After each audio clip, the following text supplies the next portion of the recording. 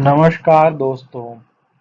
आज हम जानेंगे कि पल्स ऑक्सीमीटर की डिवाइस क्या है, कैसे काम करती है और इसका प्रयोग कैसे करना है।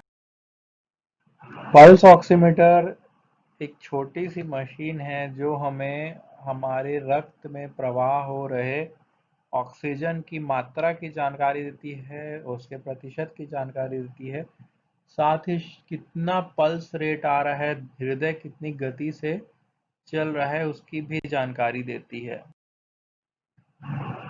अभी आपने कुछ समय से देखा होगा ये पल्स ऑक्सीमीटर की डिमांड बहुत बढ़ गई है और पहले ये एक लग्जरी आइटम तो सिर्फ हॉस्पिटल्स में रहता था, आज हर घर की डिमांड है। ऐसा क्यों हुआ? ऐसा इसलिए हुआ है क्योंकि कोरोना वायरस के संक्रमण के समय कुछ मरीजों में यह देखा गया कि वो अचानक से सीरियस हो जाते हैं, परंतु या कुछ मरीज जिनको होम आइसोलेशन दिया जाता है वो अपनी निगरानी नहीं करते और थोड़े समय में हॉस्पिटल पहुंचते हैं और वो सीरियस हो जाते हैं। तो ये जो सीरियस होने की प्रक्रिया है ये धीरे धीरे बढ़ती है क्योंकि हमारे फेफड़ों को डैमेज होता है और उस डैमेज के कारण ऑक्सीजन का प्रवाह कम हो जाता है।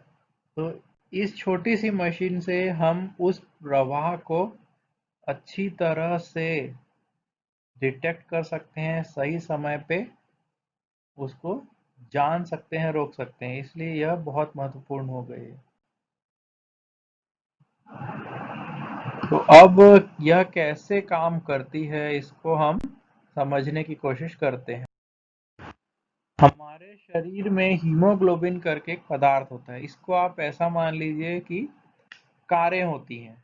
जैसे सड़क में कारें होती हैं और उसके अंदर लोग बैठ के आना जाना करते हैं, वैसी हीमोग्लोबिन एक कार होती है जिसकी सीट में ऑक्सीजन का कण बैठता है। तो जब वो कार खाली होती है तो वो नीले रंग की होती है, इसको डीऑक्सी हीमोग्लोबिन बोलते हैं, और जब वो कार भरी होती है तो उसको ऑक्सी हीमोग्लोबिन बोलते हैं। तो ऑक्सी हीमोग्लोबिन लाल होता है और डीऑक्सी हीमोग्लोबिन नीला होता है। तो जब ऑक्सीजन बिल्कुल नहीं रहती है तो ये पूरा नीला होता है, तो इसकी रीडिंग 0% आती है। जब इसमें 50% कम होंगे तो 50 आएगी, जब 75% होंगे तो 75 आएगी। तो जैसा कि हम डिस्कस कर रहे थे, ये एक पल्स ऑक्सीमीटर है। पल्स ऑक्सीमीटर के बहुत सारे प्रकार होते हैं।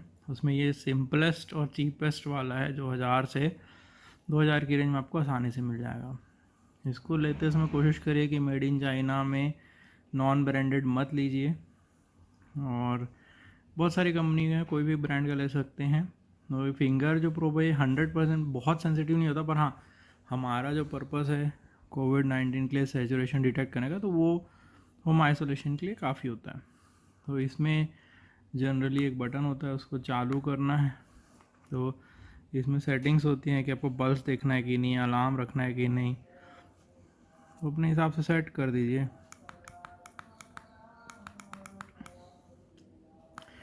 फिर इसमें दो चीज़ें दिखाती हैं, सेचुरेशन और पल्स रेट। जैसे अभी इसमें फिंगर आउट दिखा रहा है, इसमें सभी में सेल रहता है जिसमें आपको इसमें इंसर्ट करना रहता है।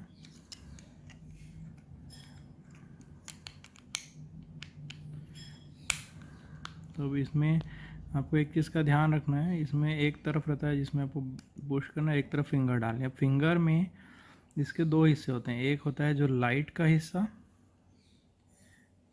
और एक रहता है जो रिसेप्टर का। वो हर किसी किसी मशीन में लाइट ऊपर रहती है, किसी में रिसेप्टर ऊपर रहता है। जैसे इस मशीन में अपन इसको ऑन किए,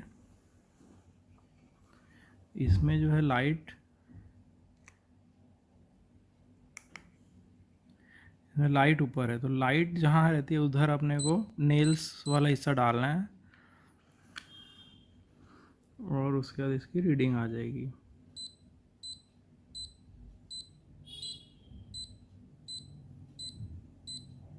तो जैसे 98 और 84 है, तो 95 से ऊपर रहने पे, मतलब 97 98 या उससे ऊपर तो कोई दिक्कत नहीं है।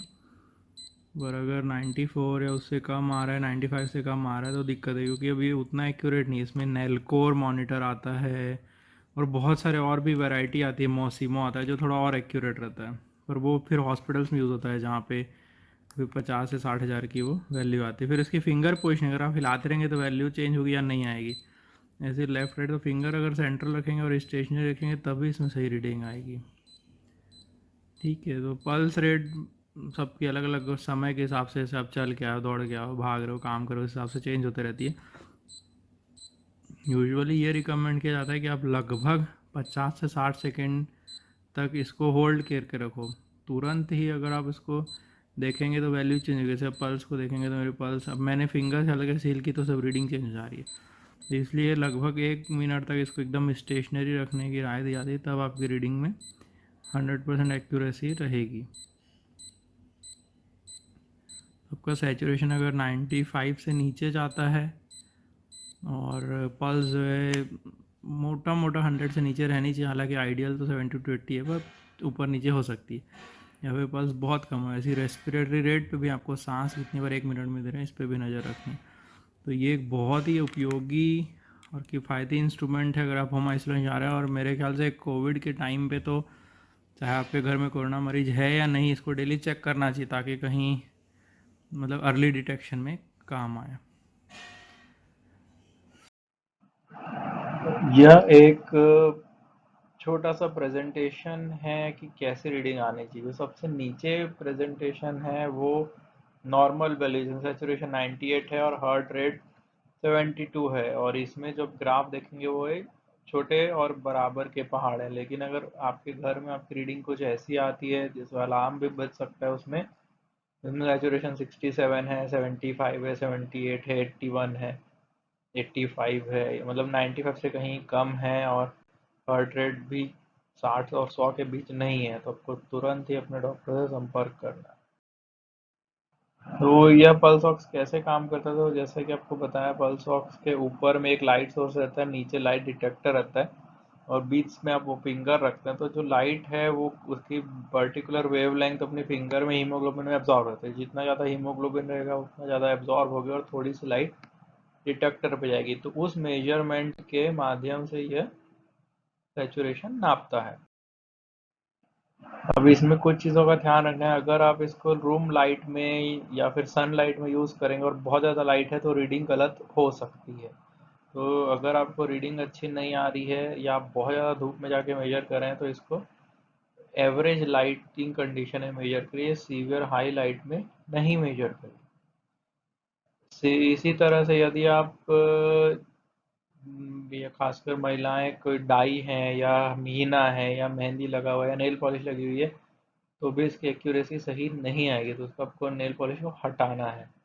सिमिलरली अगर किसी व्यक्ति का हीमोग्लोबिन दूसरे प्रकार का है, बहुत रेयर ग्रुप्स होते हैं जिसमें हीमोग्लोबिन के प्रकार अलग होता है, उनमें कभी कभी रीडिंग गलत आती है। प्राय ऐसे मरीजों को जिनका हीमोग्लोबिन दूसरे प्रकार का होता है, उनको अपने इस चीज़ का पता होता है। तो सबसे निवेदन है, घर पे रहिए, सुरक्षित रहिए। खुदा हाफिज, फिर मिलते हैं।